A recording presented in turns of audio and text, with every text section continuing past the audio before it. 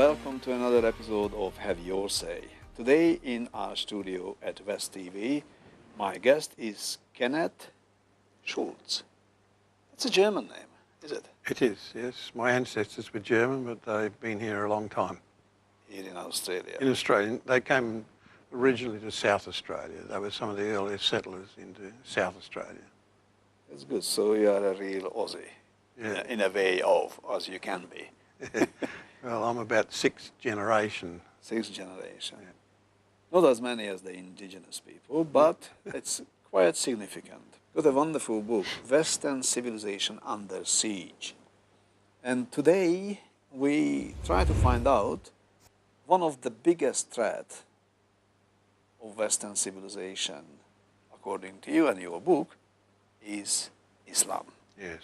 What we all know in the Western world about Islam, lately in the 21st century, since 9/11, is Islam terrorism, or in other words, jihad. So jihad is one what the Islam religionist teaches to the followers. Your best way to conquer the world and make everyone following Islam is to fight and beat the people Not who don't necessarily in want the to be. 21st century. That's how they've done it for most of the 1400 years, but now they've got even smarter at it. And I say that there is a three-pronged attack from Islam on the Western world. Such as? Well, first, terrorism is the first prong of that attack, but they're not going to conquer us militarily. They're conquering us by making our leaders appease them. That seems to be the way leaders deal with brutal dictators or brutality or whatever, is they have this thing called appeasement. The United States succeeded tremendously to not win the war. That's their biggest success in history, having wars and losing all of them. Yeah. A great achievement, by the way. Congratulations, United States. But where are we going with this war? What do you think? We're not going anywhere, really. It's a distraction. And you can't, it's very hard to win a war against ideology, and that's what it is. And if you go to Afghanistan, say, to try and bring in democracy, you're wasting your time. It is a Muslim country, and even if you're there to help them, they still don't like the idea because you are an infidel in a Muslim country. And they shouldn't tell us, Muslims, what we have to do.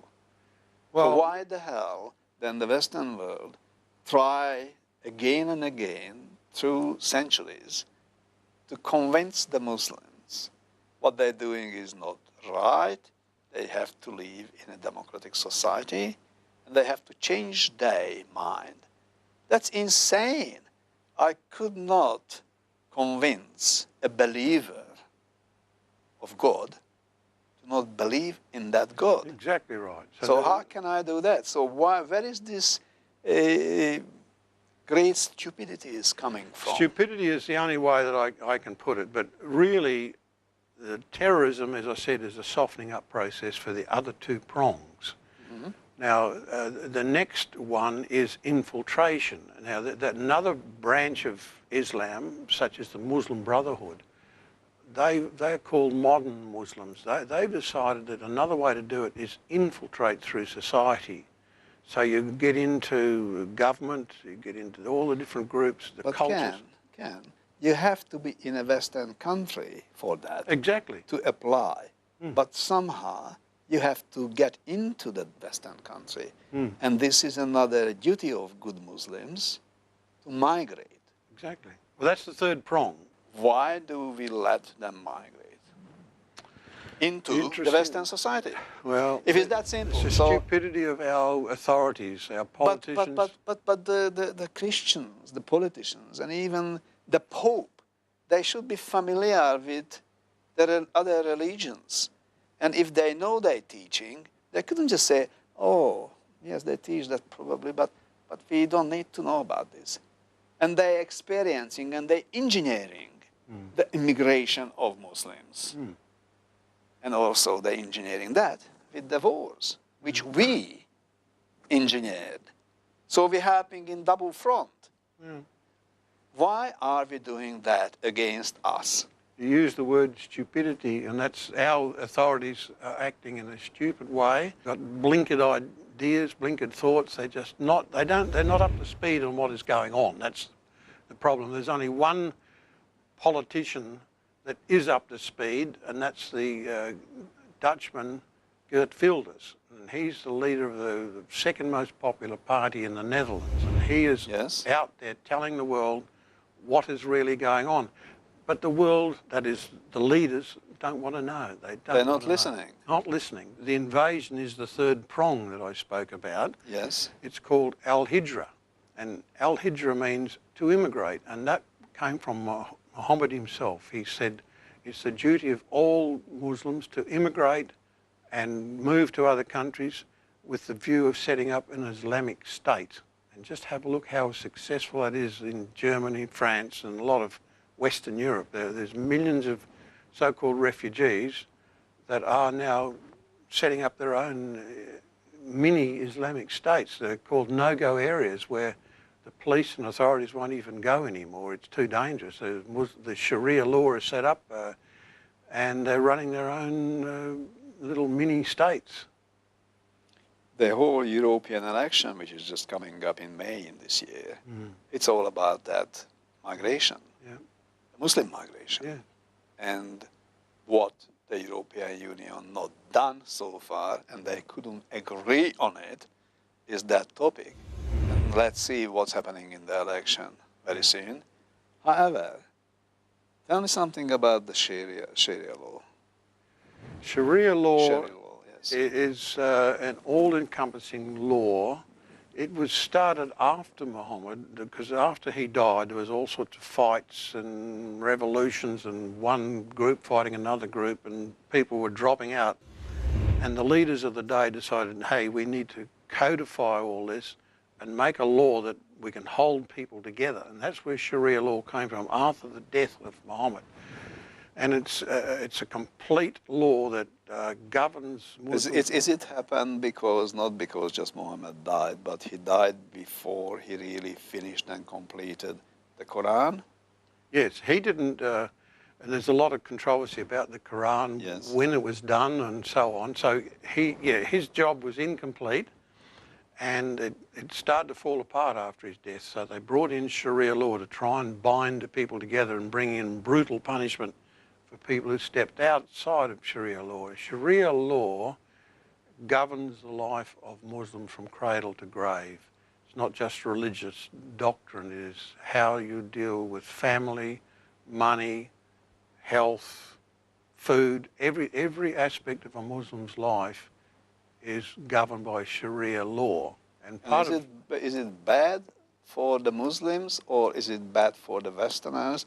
Or so what's the problem with the Sharia law? Sharia law is not good for Muslims at all. It binds them so tightly that they can't really think for themselves anymore. They have to just do what they're told to do. And it was a totalitarian system, basically. And that is the ultimate aim of Islam. But how does it endangering the Western world? Well, Sharia law. Apart from knowing that they aim to get everyone converted into Islam and then let them live under Sharia law. But how does it really threatening the West? Well, who wants to live under a totalitarian regime? And honestly, probably it's not self-evident. too many. Probably not too many people. That's why I couldn't see the threat.